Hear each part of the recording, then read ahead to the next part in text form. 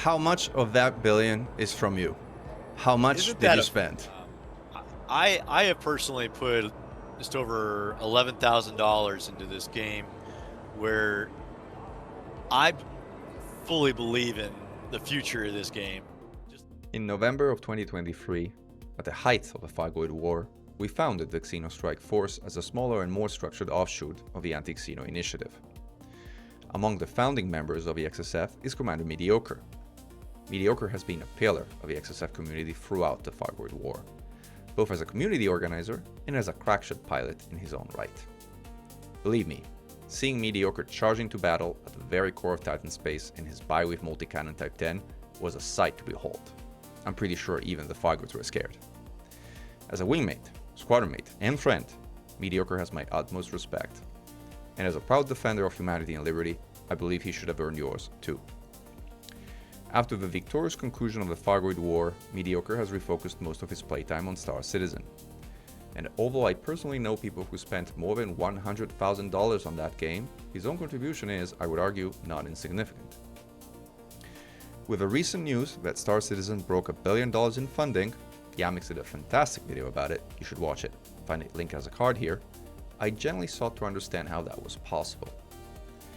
There aren't 20 million people who paid $50 for Star Citizen. That funding amount comes from bigger spenders. And as someone who spent at most $200 ever on a game, you know, I guess which one, I generally sought to understand the perspective of those who spent sums that were 2 or more orders of magnitude greater. Not in the spirit of judging them, as far be from me to judge how lawfully earned cash is lawfully spent by willing adults, but in the spirit of learning and understanding. Given that Mediocre is a guest of mine on this channel and has gallantly agreed to speak openly about his experience, some special rules apply to the comment sections for once.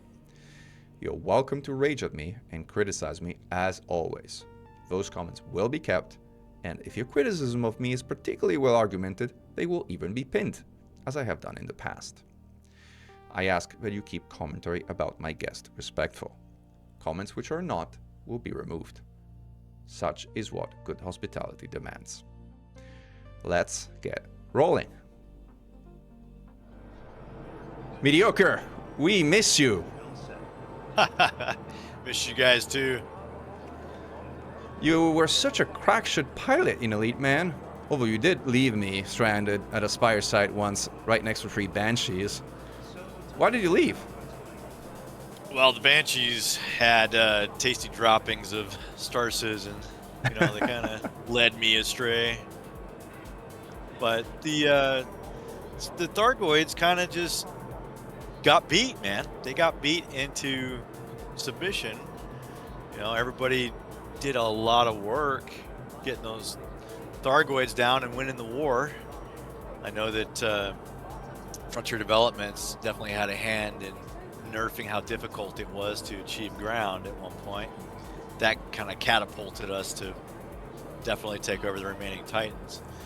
But after the Titans were gone, there was zero, and I mean zero, Xeno effort by Frontier Developments to keep doing what we were doing.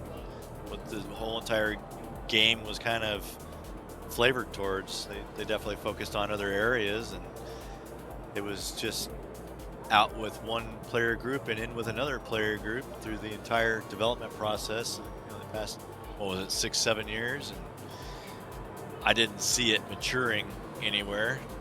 You know, and I miss having Thargoids to fight, man. I'd still be playing if there were Thargoids. So what's so good about Star Citizen? What's bad about it? How would you compare it with Elite now that you spent a good amount of time in both? Star Citizen has a full spectrum of things that you can do, and it has a very large sandbox gameplay style. Also includes missions. What really gravitated me was the fighter combat, the light fighter stuff.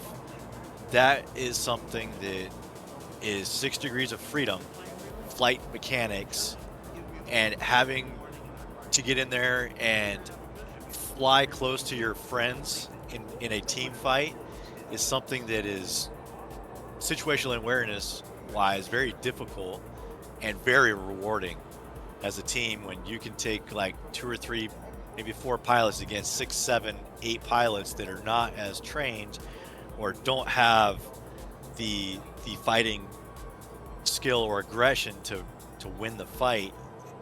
It's just something that is really dynamic, and I just love the team aspect of it.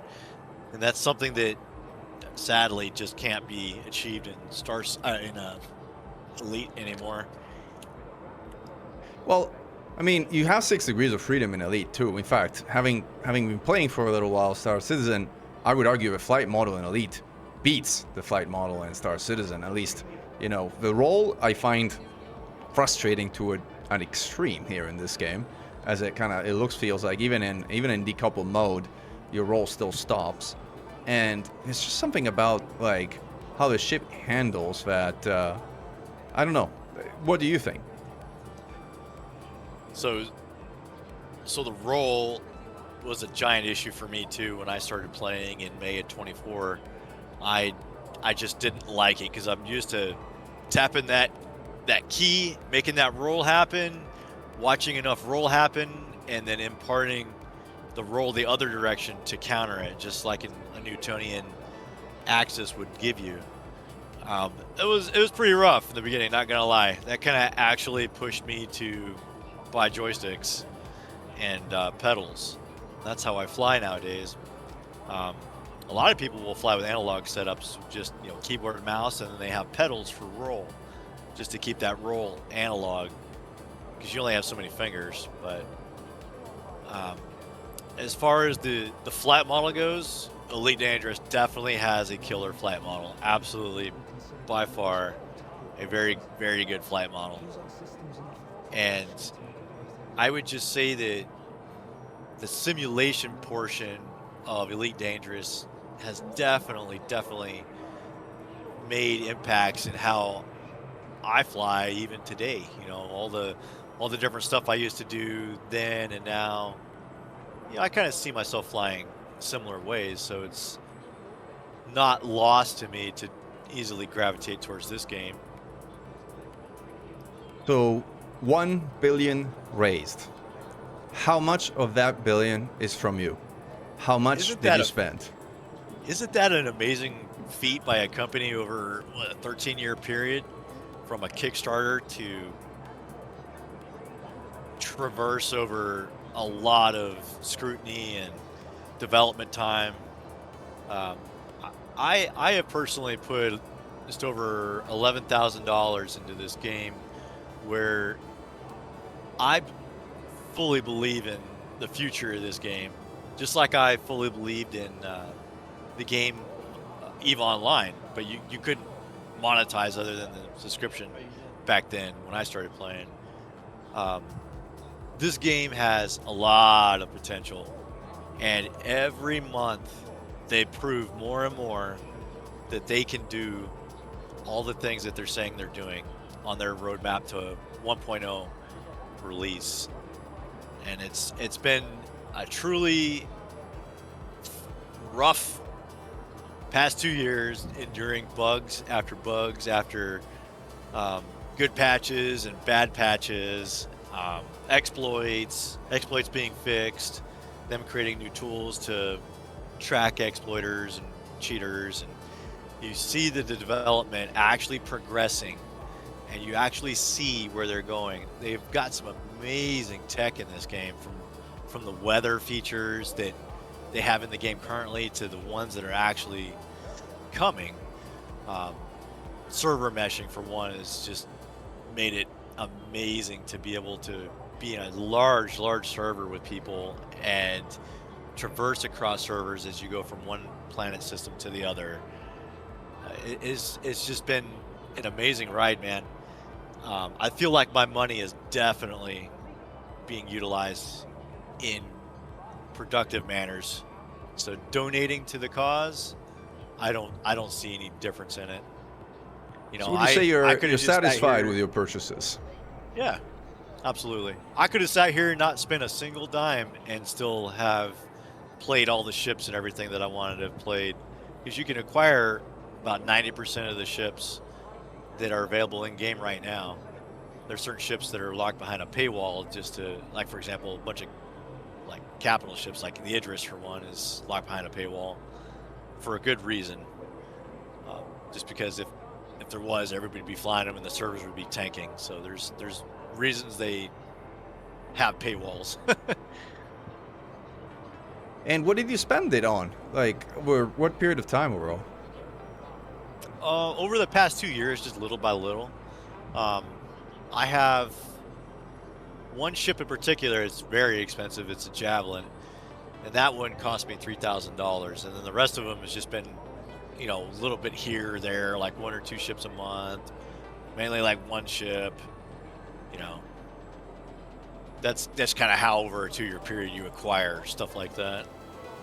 And what's your reason for buying now? Clearly, you're a big fan and supporter of the game, and supporting the game is a good reason in its own right. But beyond that, what prompted you to open your wallet and spend money on the game? Was it early access? Was it avoiding loss of the ships that you were flying? Was it more of a feeling of being part of a club?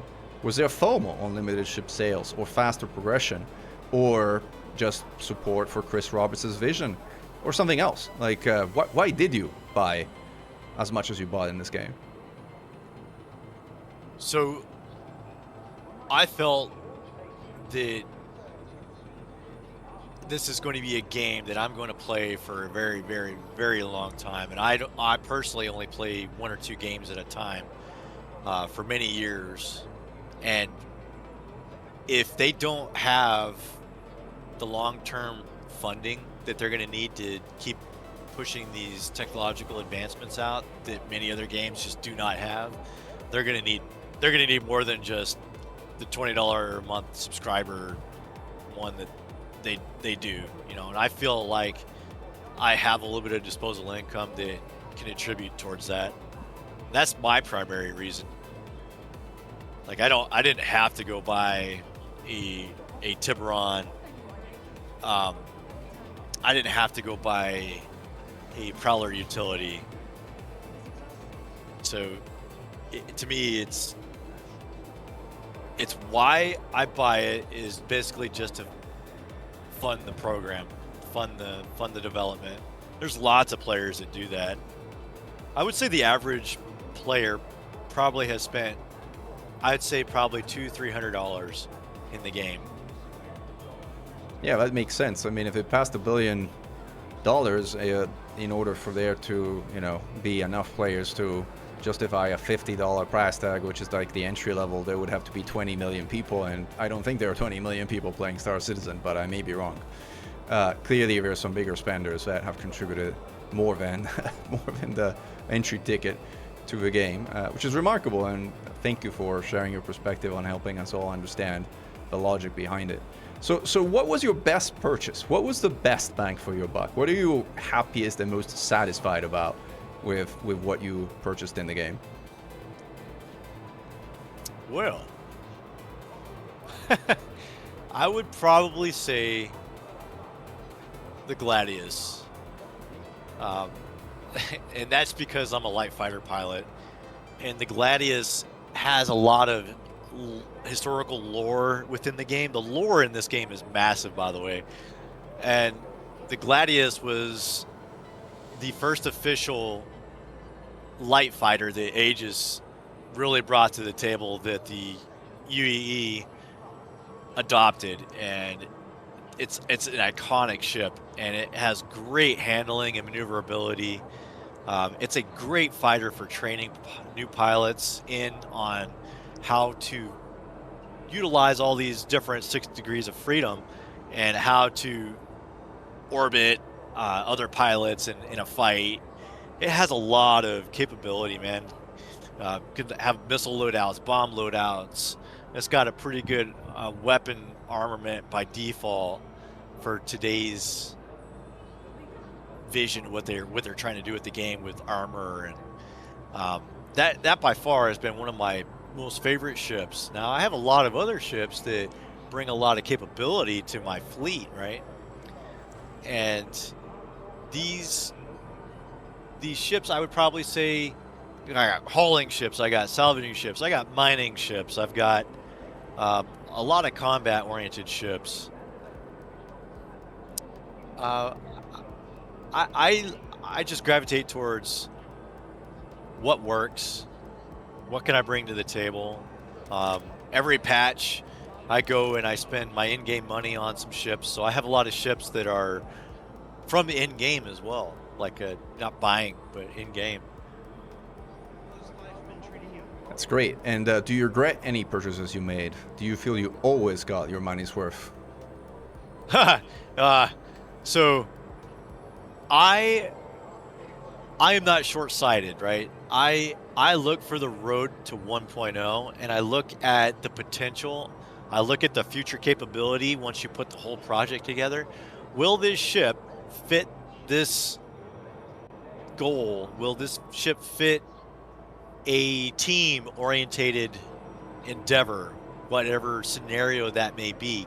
Or can I bring this capability to the table? So, for example, a lot of people will buy a ship, and then Robert Space Industry allows you to melt that ship, and the money that you spent will be allocated to store credit, and then they'll go purchase a different ship. And a lot of people will just cycle through ships like that. A lot of people do that. I don't necessarily do that because I feel that it is a waste of money down the road to buy something, melt it, and then go buy something again with new money, and then melt it. I feel like if I'm gonna make the intent to purchase something, you stick with that purchase, just like you would going to the grocery store and buying a watermelon, right? You're gonna stick with it. So the regret that I would say I have is right now they came out with a ship during the Defense Con. It was announced in concept a year ago. I bought the concept, and it's called the Ironclad. The Ironclad was released post-haste with a crap ton of bugs. I mean, a crap ton. The ship's extremely unique in its technology. For example, it has a command module that can attach and detach, and it has its own quantum drive. It's got a tractor beam on it. It's basically a drop pod. It's an escape pod. You can attach it to another Drake ship called the Caterpillar, vice versa. But it has a massive amount of bugs in it right now, and they've already announced that in-house they've addressed 2 of the bugs, but there's still this bug with interior spacing and stuff where pressure can leak out, and it causes the environmental system to overpressurize everything within the ship. So you can die of overpressurization. So right now it's kind of a regret, but will it be useful in the future? Yes. So I'm going to stick with it. I have learned that a lot of things that you would not expect can kill you in Star Citizen. So between elevators and scrap ships, and I have been killed in the most unexpected ways in the last couple of days. It's kind of funny, right? You talk about elevators real quick. You talk about elevators dying. When 4.0.0 came out, that was the hot swap to server meshing. Elevators extremely killed you, bro. Yeah, like, I heard about that. The night and day difference between then and now. Okay, so just to kind of go, run with me for a moment. 50 years from now, you found out that you have a long-lost daughter. She got accepted, but was $12K short of the money needed for going to a great college. Instead, she dropped out and is now making $100 a month creating Elite Dangerous YouTube videos. You're in your deathbed, reflecting on your life choices. Star Citizen is still in alpha. Elevators kill you in game again after the latest patch. Still, no regrets. No, not at all. Nope. You know, you're a believer, man. I would say to her, you had an opportunity. You could have joined the army instead of producing $100 a month YouTube videos and had a great retirement to allow you to have some disposable income. You could have told her to shoot, all the fishing I taught her, Didn't get to teach her or whatever. There's something about you know, my she life could've been choices, by the way. a full-time fishing guide, you know. Yeah, totally. So what would it take for you to demand your money back, right? I mean, in most other industries, if somebody pays for a product and a decade later still doesn't have the final product delivered, they typically ask for a refund. No? What would it take for you to ask for your money back? I would see a dramatic drop in progression in the roadmap to 1.0. If they just suddenly stop doing the patch cycles that they're doing out of the blue and went radio silent, stuff like So that. if Chris yeah. Roberts pulls a KSP2 and just suddenly fires everybody at the studio and absconds with the money, then you'd be okay asking for your money back. Absolutely. All right, we got that at least. Definitely malfeasance in the intent. Okay. Absolutely. Awesome. So what would you say to a commander who is contemplating leaving Elite for Star Citizen today? And what would you say to a reverse? What would you say to a citizen who is contemplating leaving Star Citizen to go to Elite? So a commander that is contemplating looking at leaving Elite, I would ask yourself, what am I doing in this game? Has my progression fun stopped? Are you okay with the current development and the dev cycling? Are you okay with the communications that the program has been getting? You know, are these questions of grandeur, or are they delusional? Or are you totally just content with flying from nebula to nebula, taking cool screenshots? You know, some people are. Some people want that next step. What can I do? I want more of this space thing. Is Elite Dangerous going to give me that? Is it not? You know, Elite Dangerous is biblical in its size. Can it ever be fully explored? You know, will we ever see realistic expansions?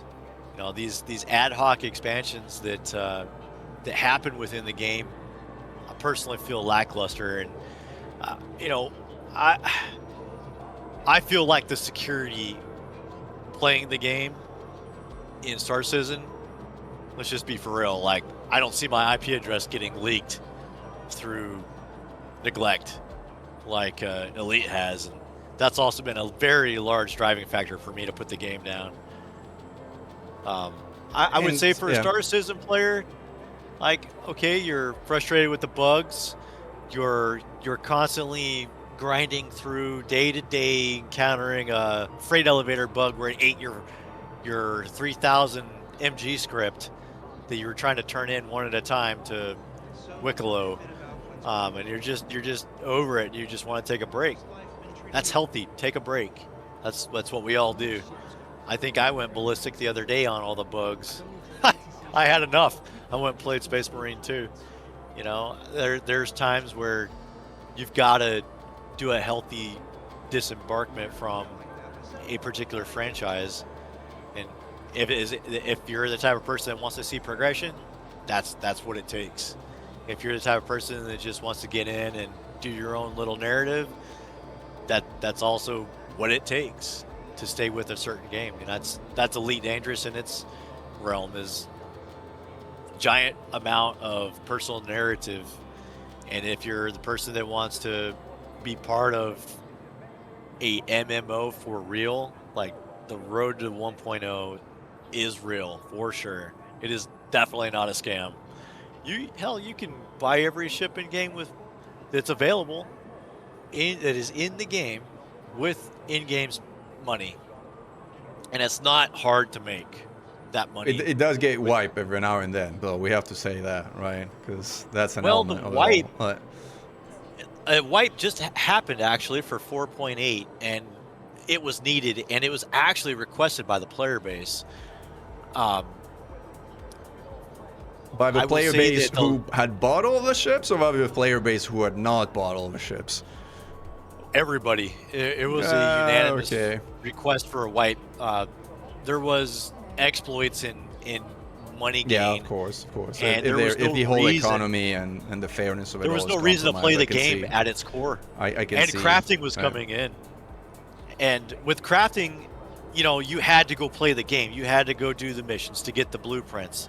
You had to go mine the resources. You had to go get the recycle composite material to repair ships on capitals. You had to have that stuff, right? There's a reason to play the game with crafting. And if they didn't do it, then everybody would have all the ships already bought in game because there was a money exploit. So you just go buy literally every ship and already be able to work your way through grinding these missions just to get to the blueprint. Like you didn't have to progress up. Everybody wanted to do the healthy reset.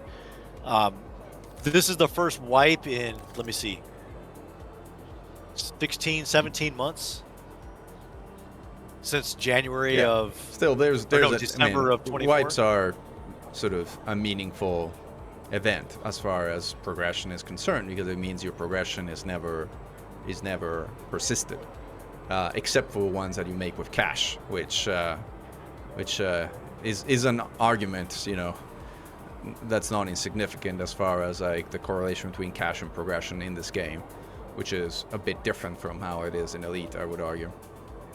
Right. Yeah. So, you know, it's amazing that is a thing. So when you buy a ship, they say, oh, you're going to get 10 years insurance, or you're going to get unlimited insurance.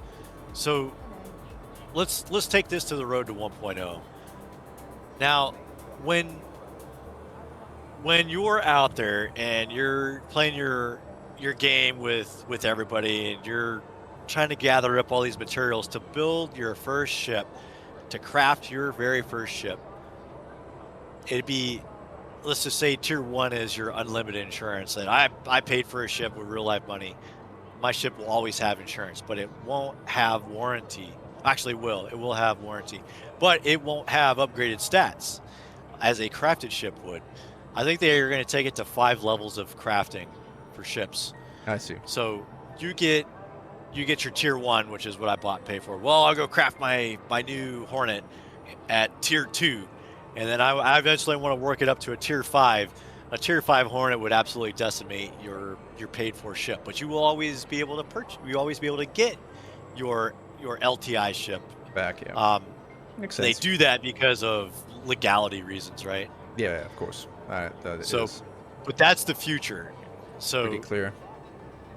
Will your value be there? Yes and no. So how do we bring you back to Elite? And no, we're not giving you a refund. That's not in the cards. I wonder how much money I've spent in Elite on ARCs. And we like to float the meme around with Frontier Developments. Oh, we got this bug in the game. Oh, you didn't spend enough ARCs. So the meme is the same as Star Citizen. Oh, you didn't spend enough ship money. Lord Roberts is not happy today. You know, there's a bug. He's after you, yeah. You know, we always float the same memes because the communities are vastly the similar thing is, you know, oh, Braben this, Braben that, you know, whatever meme you want to say. I want to see progression in the game, development-wise. I want to see them take the IP, your public-facing IP address. I want to see that come out of the files. That's insanely easy to access. That needs to come out. That is iconically stupid of them to do that. I cannot believe that people feel secure playing that game in a public setting. I want to see them iterate on wing combat.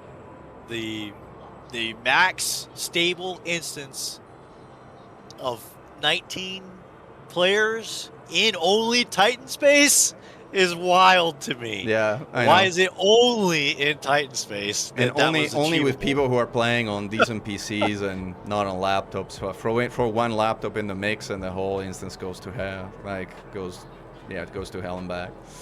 Yeah, we've spent a lot of time, man, in the game to we know. really work it. You and I and definitely figured it out. We'll know Elite isn't perfect, so that's definitely not the comparison. But I mean, look, I really appreciate you taking some time to share up your perspectives on your experience with Star Citizen and your journey from Elite to Star Citizen's mediocre. And I hope you consider yourself on reserve duty.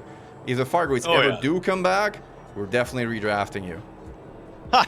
I'll be there for sure. The Thargoid combat was extremely challenging. And talking with Gluttony Fang, he's also in my org that I'm in with Star Citizen. Gluttony is the founder of the Anti-Xeno Initiative for our general audience who may not recognize the name. He is a absolute hoot to play with for sure. And the endeavors that he put with AXI definitely made the Thargoid combat extremely challenging and extremely fun. I would probably say in the past 5 years of video gaming, doing the decent pilot challenges were by far some of the most fun gameplay I've had in video games. Yeah, we've added some skill progression to Elite that doesn't really have skill-based progression, so it's an interesting addition certainly to a game. Anyway, Mediocre, thank you again for joining us. Glory to mankind, and hope to see you back soon, either in Star Citizen or in Elite. And wing up and strike. Wing up and strike. Cheers, mate. We'll see you.